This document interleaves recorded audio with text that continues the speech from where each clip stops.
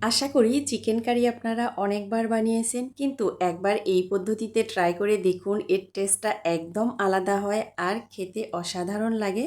সহজ ও সিম্পলভাবে চেষ্টা করেছি এই রেসিপি আপনাদের তৈরি করে দেখানোর, আর সাথে থাকছে অনেক ছোট ছোট টিপস। আর রান্না শেষে মাংসটা চুলা থেকে নামানোর আগে এমন একটা উপকরণ দিব যেটার জন্য এই মাংসের টেস্ট হয়ে যাবে আরও দ্বিগুণ। এই জন্য কিন্তু পুরো ভিডিও জুড়ে থাকতে হবে। হ্যালো এভরিওয়ান, আসসালামু আলাইকুম। আশা করি সবাই ভালো আছেন, সুস্থ আছেন। আমি আলু দিয়ে মুরগির মাংসের ঝোল রান্না করব, আশা করি পুরো ভিডিও জুড়ে থাকবেন। প্রথমে কিন্তু আমি এখানে পেঁয়াজের বেরেস্তা করে রেখে দিলাম, ওই তেলেই দিয়ে দিলাম কিছুটা আলু। আলু ধুয়ে কেটে পরিষ্কার করে নিয়েছি, আর আলু কেটে নেওয়ার পরে অবশ্যই কিন্তু পানিতে রাখবেন, না হলে কিন্তু আলু কালো হয়ে যাবে। অফ ক্যামেরায় এখানে আলুতে আমি শুধু একটু লবণ দিয়েছি, চাইলে আপনি হলুদের গুঁড়াও দিতে পারেন, তাহলে আলুর কালারটাও সুন্দর আসে। আলুটা এখন এক সাইডে রেখে এখানে আমি কিছু আস্ত গরম মশলা দিয়ে দিব। নিয়েছি কালো এলাচ, কাবাব চিনি, সাদা এলাচ, লবঙ্গ, দারচিনি, তেজপাতা আর কালো গোলমরিচ। সব মশলাগুলো এই তেলের সঙ্গে দিলে মশলা থেকে কিন্তু সুন্দর একটা সুঘ্রাণ বের হয়ে আসবে। মশলা থেকে যখন সুঘ্রাণ বের হয়ে আসবে তখন এখানে দিয়ে দিব আমি 2 মুঠ পরিমাণে কুচানো পেঁয়াজ। এখন এই আলুগুলো উঠিয়ে রাখবো। আলুগুলো কিন্তু আমি খুব বেশি সিদ্ধ করে নিব না, 40 থেকে 50% যাতে সিদ্ধ হয়ে আসে এই রকম করে ভেজে আলুগুলো উঠিয়ে রাখতে হবে। আস্ত মশলা, পেঁয়াজ কুচি সব কিছু এখন তেলের সঙ্গে কিন্তু ভেজে নিব। পেঁয়াজের কালারটা যখন একটু চেঞ্জ হয়ে আসবে তখন এখানে দিয়ে দিব অনেকটা পরিমাণে আস্ত জিরা। এখন জিরাটাও তেলের সঙ্গে ভেজে নিব।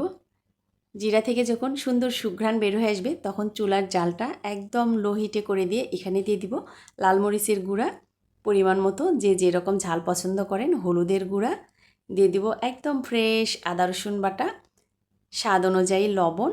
এখন সব কিছু তেলের সঙ্গে ভেজে নিব। এই হলুদের গুঁড়া, মরিচের গুঁড়া তেলের সঙ্গে ভেজে নেওয়ার জন্য এটার কালারটা কিন্তু খুব সুন্দর আসে।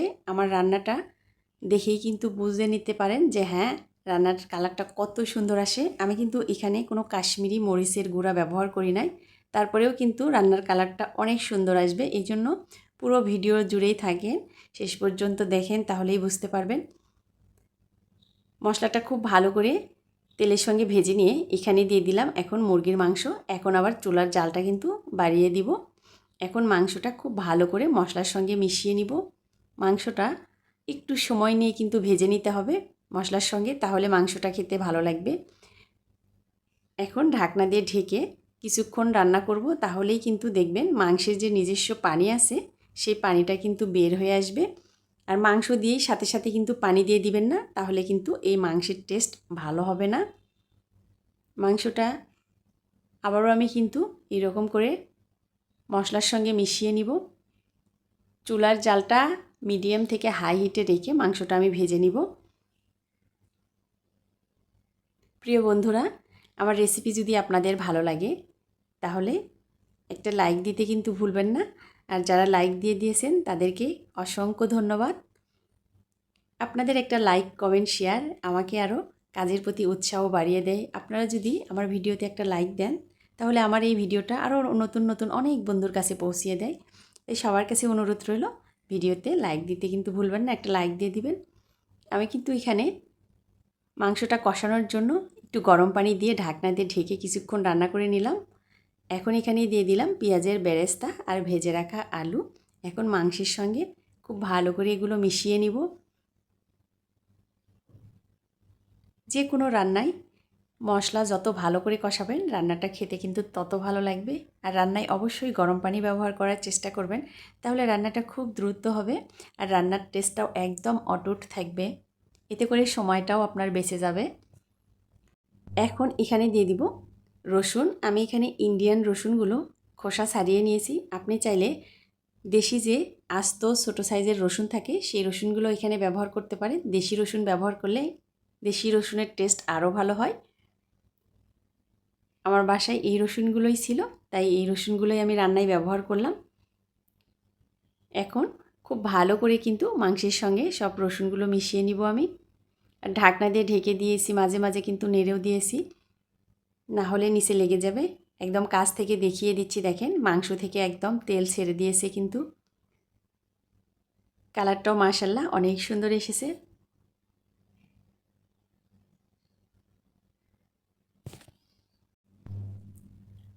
যখন মাংস থেকে মশলা থেকে এইরকম তেল ছেড়ে দিবে তখন বুঝে নেবেন হ্যাঁ খুব ভালো করে আপনার মাংসটা কষানো হয়েছে। এখন এখানে দিয়ে দিব আমি ঝোলের জন্য পরিমাণ মতো গরম পানি, একদম ফুটন্ত গরম পানি। পানিটা দিয়ে এখন সব কিছু একসঙ্গে খুব ভালো করে মিশিয়ে নিব। আমার কাছে মনে হচ্ছে পানিটা একটু কম হয়েছে, আর একটু পানি এখানে দিয়ে দিব। যে পরিমাণে ঝোল রাখবেন পরিমাণটা বুঝে পানিটা দিয়ে দিবেন।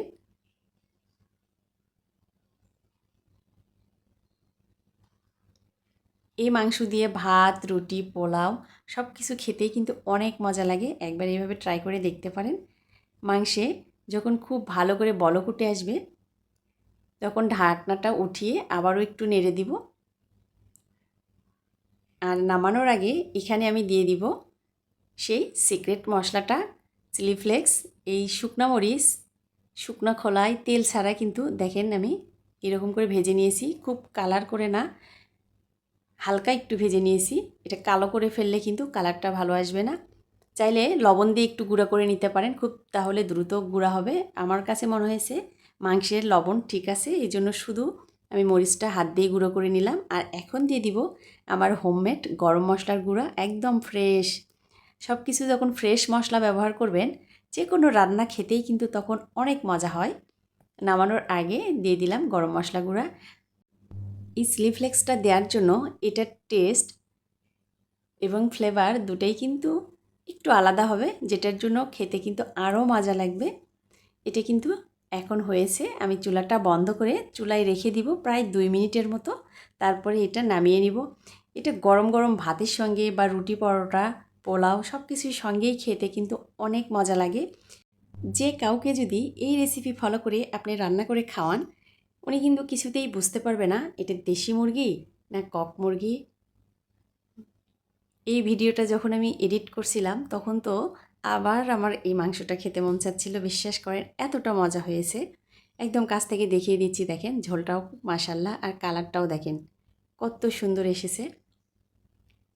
প্রিয় বন্ধুরা, কমেন্ট করে জানাতে কিন্তু ভুলবেন না আমার রেসিপিটা আপনাদের কাছে কেমন লেগেছে। আর যারা আজকে আমার চ্যানেলে নতুন এসেছেন তাদের কাছে অনুরোধ রইল, আমার রেসিপি যদি ভালো লেগে থাকে তাহলে আমার চ্যানেলটা সাবস্ক্রাইব করে রাখবেন, আর পাশে থাকা বেল আইকনটা অন করে রাখবেন। যখনই নতুন নতুন ভিডিও ছাড়বো তখনই আপনার কাছে নোটিফিকেশান চলে যাবে। আজকে পর্যন্ত সবাই ভালো থাকবেন।